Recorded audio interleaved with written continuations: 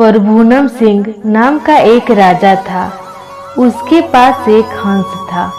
राजा उसे मोती चुराया करता था और बहुत लाड प्यार से उसका पालन किया करता था। वह हंस नृत्य प्रति सायंकाल राजा के महल से उड़कर कभी किसी दिशा में और कभी किसी दिशा में थोड़ा चक्कर काट आया करता। एक दिन वह हंस उड़ता हुआ निवन जी की छत पर जाकर बैठा। उसकी पुत्रवधू गर्भवती थी।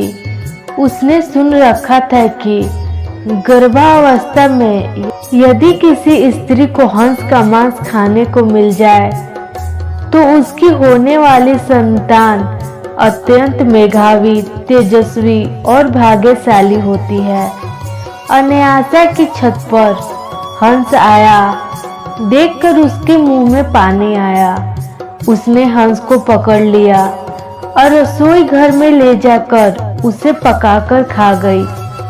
इस बात का पता न उसने अपनी सास को लगने दिया और न ससुर को और न ही अपने पति को, क्योंकि उसे भय था कि अगर राजा को इस बात का सुराग लग गया तो बड़ा अनिष्ट हो जाएगा।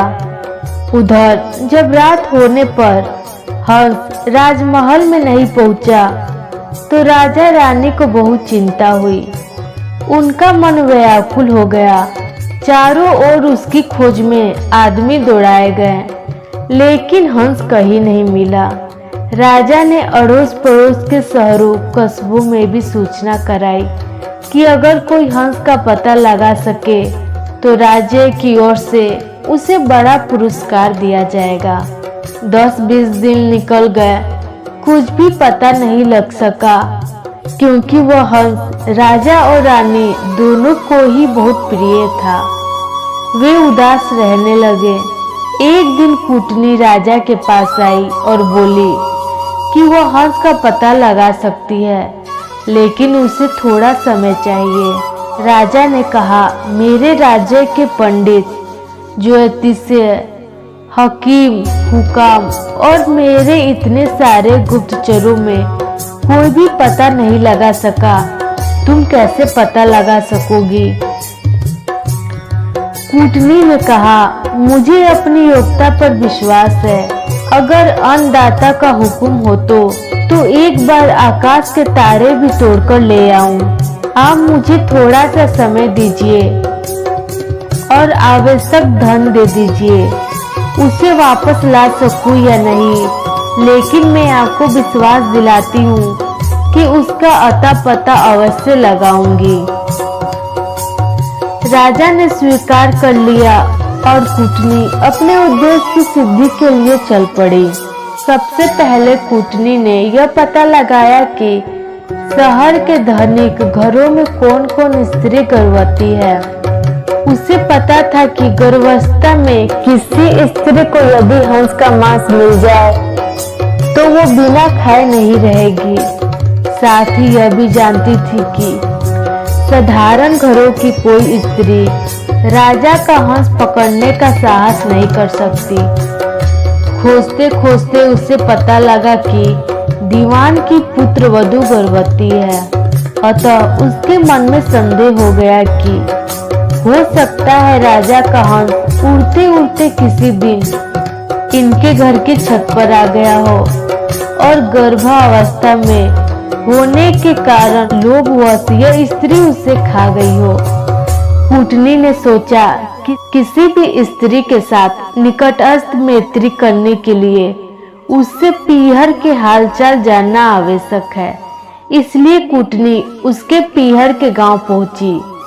वहां जाकर उसे पहर वाले सारे लोगों के नाम धाम तथा उनके घर में बीती हुई खास पुरानी घटनाओं की जानकारी ली। उसे पता लगा कि दीवान जी की पुत्रवधू की बुआ छोटी उम्र में ही किसी साधु के साथ चली गई थी और आज तक लौटकर नहीं आई। उसने सोचा अब दीवान जी के घर जाकर उसकी पुत्रवधू की बुआ बनकर भेद लेने का अच्छा अवसर अपने हाथ लग गया। वह दीवान जी के घर गई। उनकी पुत्रवधू के साथ बहुत स्नेहपूर्वक की बात करने लगी और बोली, बेटी मैं तेरी बुआ हूँ। हम दोनों आज पहली बार मिले हैं। तुम जानती ही हो कि मैं तो बहुत पहले घर छोड़कर एक साधु के साथ चली गई थी।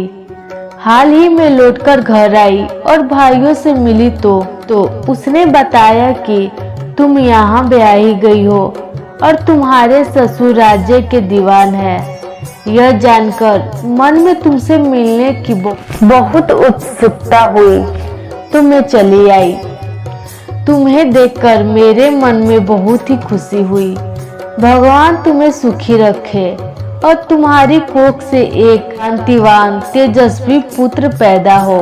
मैं परसों वापस जा रही हूँ और तुम्हारे लड़का होने के बाद भाई भाभी को साथ लेकर बच्चे को देखने और उसको लाड दुलार करने यहाँ आऊंगी। दीवान की पुत्र वधू ने अपने भोलपन के कारण उसकी बातों को अविश्वास कर लिया और बोली, बुआ जी आप आई हैं तो 10-20 दिन यहाँ रुकिए, जाने की इतनी भी क्या जल्दी पड़ी है। बुआ बनी हुई कूटनी को और क्या चाहिए था, उसने वहाँ रहना स्वीकार कर लिया। थोड़े ही दिनों में बुआ भतीजी खूब मिलजुल गईं। एक दिन बातों ही बातों में बुआ जी ने कहा, बेटी गर्भावस्था में किसी स्त्री को अगर हंस का मांस खाने को मिल जाए तो बहुत अच्छा परिणाम मिलता है। उसके प्रभाव से होने वाले संतान बहुत ही तेजस्वी और क्रांतिवान होते हैं, किंतु हंस तो मानसरोवर छोड़कर और कहीं होते नहीं। यह काम पार पड़े भी तो कैसे। यह सुनकर उसने अपने हंस खाने की बात बुआ जी को सहज भाव से बता दी। ये सुनकर बुआ ने कहा, बेटी अचरज की बात है कि तुम्हारे यहाँ राजा के पास हंस था। तुमने जो कुछ किया वह बहुत अच्छा किया, किंतु तुम्हें किसी के सामने इस घटना का जिक्र नहीं करना चाहिए। मेरे सामने भी नहीं करना था, लेकिन खैर मुझसे कही हुई बात तो कहीं जाने वाली नहीं है, इसलिए जिक्र कर दिया तो भी कोई बात नहीं। कुछ दिन और बीत गए, तब कुटनी ने कहा, बेटी अगर भगवान के सामने तुम हंस खाने की बात स्वीकार कर लो तो हंस की हत्या का पाप तो सिर से उतर ही जाएगा, सुपरिणाम भी दुगना होगा। मंदिर के पुजारी से कहकर मैं ऐसी व्यवस्था कर दूंगी कि जिस वक्त वहां तुम सारी घटना बताकर अपराध स्वीकार करो, उस वक्त पुजारी भी वहां नहीं रहे तथा और भी कोई ना रहे, हम दो ही रहेंगे। उसने ऐसा करना स्वीकार कर लिया। कूटनी लुक छिपकर राजा के पास पहुंची और बोली, आपसे वादा किया था उसके अनुसार हंस का अता पता लगा लाई हूँ। ऐसा कहकर उसने सारी घटना राजा को बताई। राजा ने कहा, इसका परिणाम क्या है? वह बोली, आप मंदिर में आ जाए और हंस खाने वाली स्त्री का अपराध स्वयं अपने कानों से सुन ले। राजा ने ऐसा करने की हाँ भर ली। नियत दिन समय से कुछ पहले पूर्व योजना के अनुसार कूटनी ने राजा को एक जरा ऊंचे स्थान पर खड़े हुए एक बड़े से ढोल में छिपा दिया और बुआ भतीजी मंदिर पहुंची। मंदिर का पट खुला था, पुजारी या और दूसरा कोई भी वहां नहीं था। अब बुआ जी ने शुरू किया, हाँ तो बेटी क्या बात हुई थी उस दिन? दीवान की पुत्र वधू ने घटना आरंभ की। वह थोड़ी सी घटना ही कह पाई थी कि कूटनी ने सोचा राजा ध्यान पूर्वक सुन तो रहा है ना, इसलिए वह ढोल की तरफ इशारा करके बोली, ढोल रे ढोल सुन रे बहू का बोल। उनका इतना कहना था कि भतीजी का माथा ठनका। उसे वहम हो गया कि हो न हो दाल में कुछ काला है। मालूम होता है मैं तो ठगी गई हूँ। वह चुप हो गई। बुआ बोली, हाँ तो बेटी आगे क्या हुआ? इस पर भतीजी बोली, उसके बाद तो बुआ जी मेरी आँख खुल गई, सपना टूट गया।